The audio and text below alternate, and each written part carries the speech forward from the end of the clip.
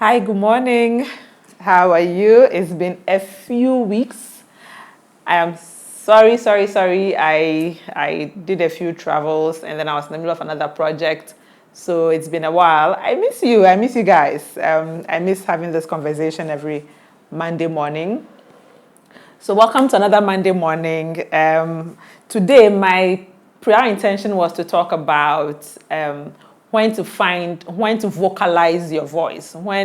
Because the timing is really important. It's critical that you know when, so that you're ready for the consequences. Because every time we stand up for ourselves and every time we defend ourselves, we must be ready for the consequences. So I want us to talk about that, but we won't talk about that today. We will talk about that on our next session. So today, let's talk about pushing through, because it would have been hard for me to actually even come to work to the office today because of the other project I'm working on. But I promised I'll be doing this regularly, and so since I'm in town and I'm strong and healthy, thank God, we need to get this done. So let's talk about pushing through when the timing and the finances and everything else doesn't seem to be working. I know a lot of the time we tend to want everything to be aligned properly before we do what we plan to do. But when you do that, you never do what you need to do, because the timing can never ever always be. Once in a while, yes, you get it perfect. I tell people that I'm one of the lucky few. Once in a while, you will get it perfect, and sometimes the timing can be perfect, but not all the time. So we need to figure out how to push through, even when the going gets tough, So first and foremost, we need to find a way of making sure that we do not dwell on things that do not benefit us or do not go along with our plans. The plan for us is to become more. The plan for us on this journey of becoming more is to be what God created us to be, is to fulfill the innate abilities that God has deposited in our hearts from creation. And so if anything, if something will take away from you doing that, then it's not important for you to focus on, unless it's a means to an end. What does that mean? If doing what you're doing now, for instance, the project I told you I was working on, it will help me to do this even better and on a bigger scale tomorrow. And so it fits into the plan. What I'm saying is that if that other thing doesn't fit into the plan, then you have to find a way of eliminating it and not stressing over it too much, because especially if you don't have any control over what to do, you don't stress over it, you plan out of it. Then on the other hand, some of the challenges or some of the issues might have to do with finances, where, for instance, assuming I couldn't pay for my office space and I couldn't pay for all of what I needed to do to get this out there all the time, because I need internet, I need money to get Wi-Fi and all of that, then what do? I need to keep sipping my green juice. I have to do this every morning so that I keep healthy and I keep looking fabulous at my age. Yeah. So when the going gets tough in the area of finances, especially something like money where we have control but not too much, you have to re-strategize. You have to figure out. I was just before we started shooting, I was talking to someone and I was asking for advice on a dilemma I was in, because I needed funds to do one thing and then I needed to make sure that I paid a certain bill at a certain time. And the person I was brainstorming with said, why don't you just ask for a payment plan? I'm like, I'm not used to payment plans. I'm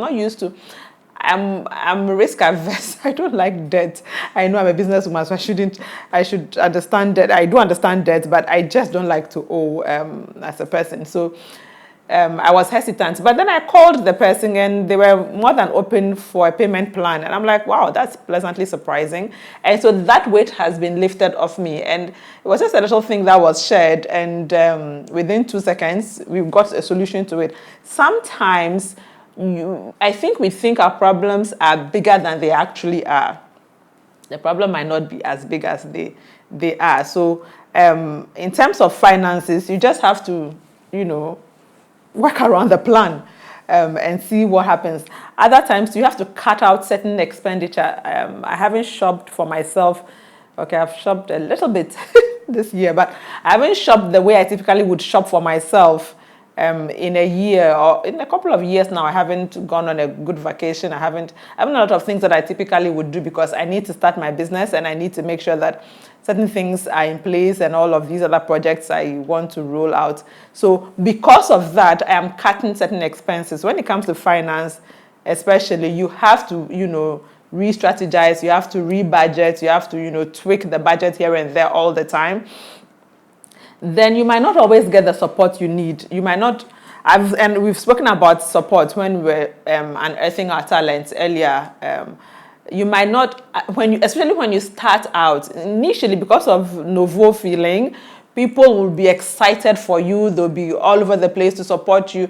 But as you get into the grind of things, you would find out that the support becomes a little less in the area of sometimes just a shoulder to lean on, sometimes just a little, understanding here and there. It might not be as forthcoming as it was in the beginning. Don't despair, because it's all part of the process, it's all part of the journey. Everybody is still going about their own business. The newness of what you wanted to do has worn off, so it's a little bit normal for everybody else now. So that support that you had in the beginning will begin to go down a little bit, but it's up to you to make sure that it doesn't completely fade away. So when the support gets there, it's normal. You just roll with it and figure it out. And then family, at this point in my life where I'm not doing an 8 to 5 technically, I can come to the office whatever time I want. Actually, the best part is I get to wear my jeans and my t-shirt to work, and I love it. And then I don't have to report to anybody per se, even though reporting to yourself is one of the toughest, because you have to be even tougher on yourself and more disciplined. The family expects exactly the same thing you used to do back then, when you had the strict times, when you were available at a certain time and all of that. So when you have to take work home, it makes it a little harder. It makes it a little harder on the family to understand that we won't have you as we used to and all of that. You just have to have communication. You have to sit with your partners. You have to sit with your kids. You have to sit with your siblings and whoever else is involved in your family dynamics, to understand your new schedules and, what to expect. But then don't forget to have a social life. Try to make sure that you always do have. I still have my buddies that I go drinking with on a regular basis, so that you don't lose your self-worth. You don't lose the bit that enables you to be creative. Because for me, when I'm in a good mood, is when I'm most creative. And talk to other people who have done it. Talk to people who have gone through the process. I even still talk to a lot of my colleagues in the corporate world, because some of the things I need done is being done. So sometimes you need to talk to them to get them to help you, sometimes confirm that you're on the right track, and other times, to help you to realign your thinking so that you go in the right direction if you're not. And the trick is that you have to keep improving. You have to keep improving your process. And especially if you're like me and you want to do it your own way. I don't want to do it like the way everybody is doing, because it's boring. I don't want to look a certain way, and I don't want to sound a certain way, and I don't want to look... I hate structure. I'm so sorry. So I want to do it my way, but then I want to find out about how somebody else is doing it, so that I can make sure that it is done in the proper way as much as possible, but my way, so that it still stays unique. So the trick is, I keep reading, I keep talking to other people who have done it and who are in the business of doing it, and I keep investigating and researching and browsing and all of that, and I talk to those who have done it. But above all, I'm trying to make it my own. You have to make it your own. You have to put your stamp on it. The Nat Echo stamp has to be on it, and it has to feel authentic. It has to feel organic for me to feel that that's coming from me. I appreciate you. I love you. I thank you for always listening in. I hope that today we've spoken a bit about pushing through, because, hey, we all have to push through at some point. When the weight is coming, I go back to my juices. You go back to your jogs, you go back to your skipping, you go back to the yoga, that whatever works for you, but always remember to give yourself enough room, so you can breathe, so you don't tie yourself up too much.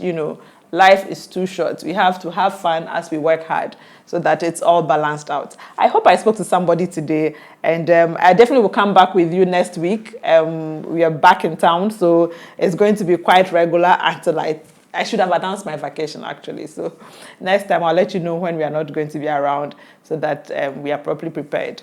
Thank you for going on this journey of becoming more with me. I love you, bless you, and we'll meet next week. This is Nata Echo.